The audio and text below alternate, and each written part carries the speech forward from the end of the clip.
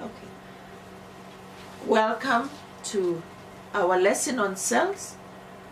I presented you in the last lecture what the cells look like, and this lecture is nothing else but just the verbal confirmation of what I said. I told you that virtually all cells come from the meristem, and I described the cells of the meristem, and I said the least differentiated cells after the meristem are called parenchyma cells. These are the cells of the ground system. Now, the name parenchyma was coined by Nehemiah Grew in 1682, and it simply meant that these are cells that are relatively unspecialized. Please note relatively, because they have changed from the cells of the meristem. Here we have a description of what the cells look like. We say they have a number of facets that are almost equal, hence the term isodiametric. However, there are variations of this isodiametric form. We have cells that are elongated such that they leave a lot of spaces in between them. This is an adaptation for the cells to enable the plant to float in water. And parenchyma that makes this possible we call erenchyma.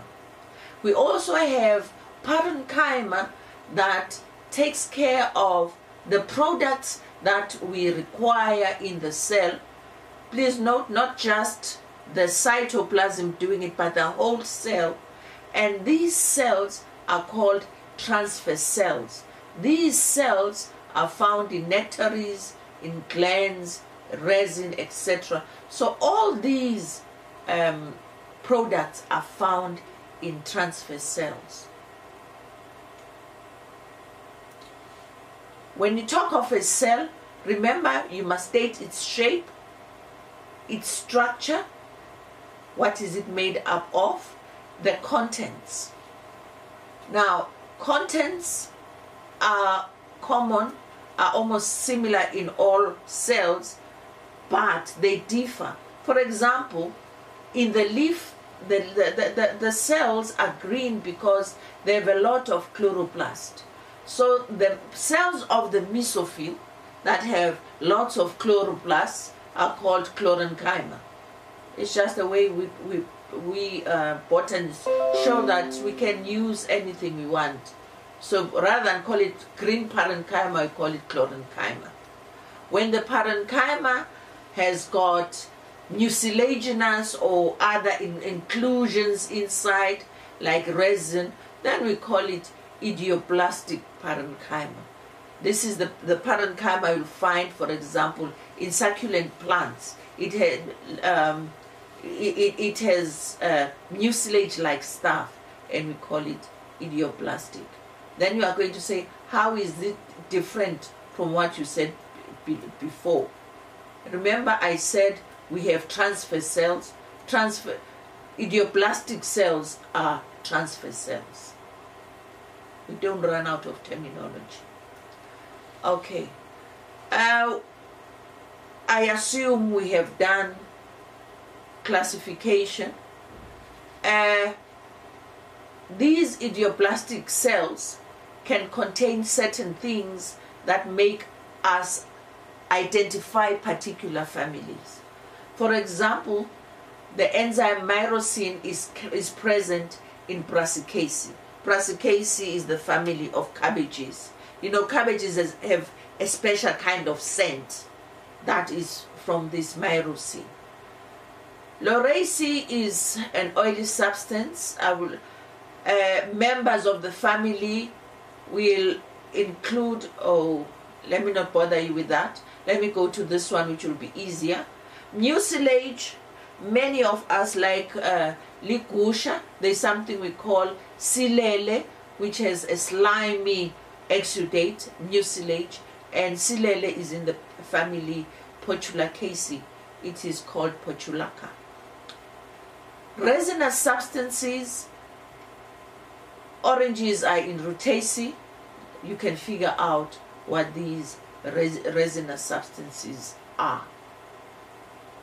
Okay. After we have set the shape and the composition, you have to tell us where these cells are found. Parenchyma cells are found all over the plant. Specifically, I will say if you're in the leaf, you'll find it in the mesophyll of the plant. If you section a stem, you'll find it in the cortex. You'll find it in the pith. If you section a root, you'll find it in the cortex. You'll find it in the pericycle. Fleshy parts of fruits, whenever fruits are soft, it's because their cells are not hard. Therefore, we know they are parenchyma cells. Please note, parenchyma cells are present in xylem and phloem, mainly in xylem because the cells mature to death, and the parenchyma, we call it xylem parenchyma, is to help take care of the dead cells so that they continue to do their function. Similarly, in the phloem, we have phloem parenchyma, which takes care of the dead cells so that they can continue to do their function. What is the function of parenchyma? Basically, it is a live component of, it is a live continuous system in the plant. If you do something to one part of the plant, the rest of the plant will be aware, because all cells are in contact, because they have the living cells, parenchyma cells. But most importantly, parenchyma cells are what we rely on when a cell is wounded for it to heal, when we want the cell to perpetuate itself, like when you make cuttings. When adventitious roots are produced, it is the parenchyma cell that de-differentiates and takes up meristematic activity. Grafting relies on parenchyma cells taking up meristematic activity and uniting two pieces. Please note, cells plants are living organisms. They have anabolic and catabolic activities, which we call metabolic activities. This only takes place in parenchyma cells. Okay. These are the diagrams that are going to show you various parenchyma cells. Please follow the labels so that you know how parenchyma cells are identified. This is the basic isodiametric shape. It can be slightly squashed, or it can be extended in parenchyma, or it can have storage. It can store food, etc., etc., as I told you. Sometimes the cells themselves trap air inside them in order to make parenchyma, or enable the cell, the thing to float. I've already taken care of the distribution and use. The next cell type is collenchyma. We saw collenchyma, but collenchyma comes in a number of variations. Collenchyma cells are cells more differentiated than parenchyma, but they are not yet complicated like sclerenchyma. But they are for mechanical support in young plants. Young plants support themselves, but they are not rigid, because collenchyma cells allow them to be flexible or pliable. Okay. The shape, it can be, the shape of collenchyma depends on where the thickening is. I've already said the thickening is going to be uneven. We have angular collenchyma, where 3 or more cells meet. lamella or sheet parenchyma is present, where thickening is present on the tangential walls of the cell. Please note, still uneven. Lacuna parenchyma.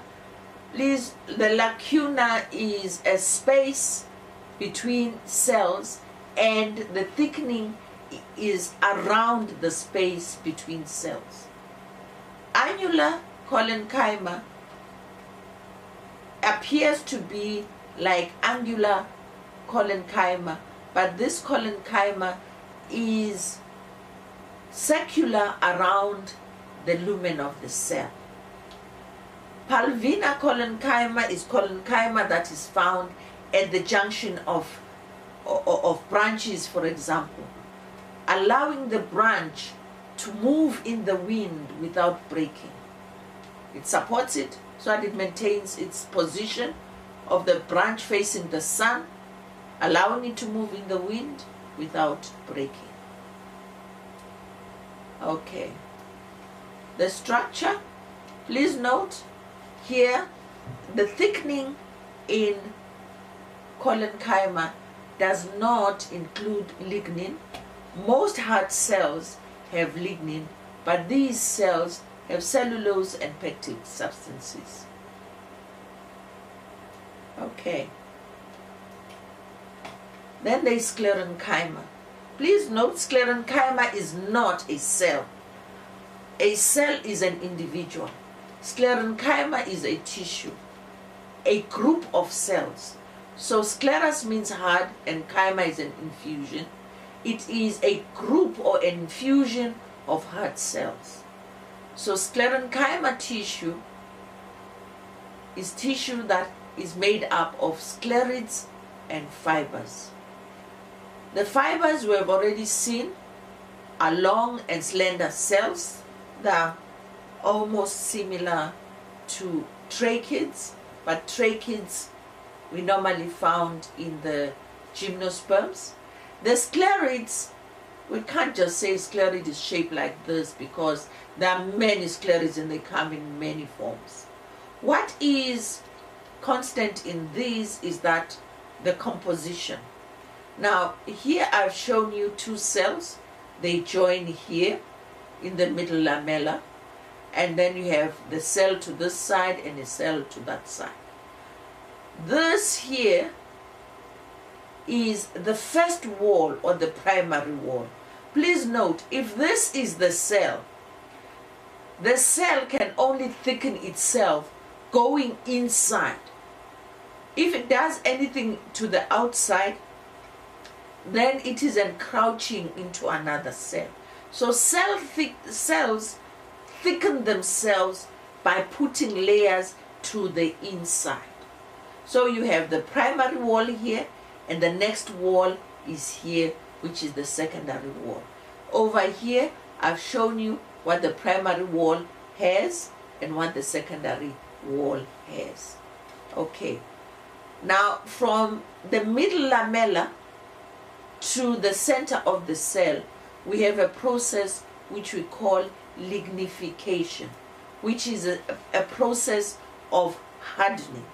When this lignification occurs, there has to be a leaving channel between the two cells, and this leaving channel is the pit, which I explained in gymnosperms how it can be simple and how it can be bordered. Okay, I told you that we can't say what sclereids look like because they come in a variety of forms. Brachysclereids, columnar sclereids. Brachysclereids or stone sclereids are almost just the same size as the parenchyma cell, except the parenchyma cell is now hard. Columnar sclereids are kind of elongated. It is a pity. I thought I had this in your books, but I didn't. I hope I have it in your notes where all these are illustrated. Trichosclereids, tricho comes from trichome, which means a hair, so it's a hair-like sclereid. Filiform, it means fiber-like.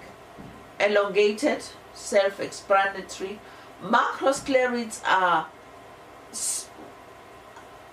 almost like brachysclerids, but slightly bigger.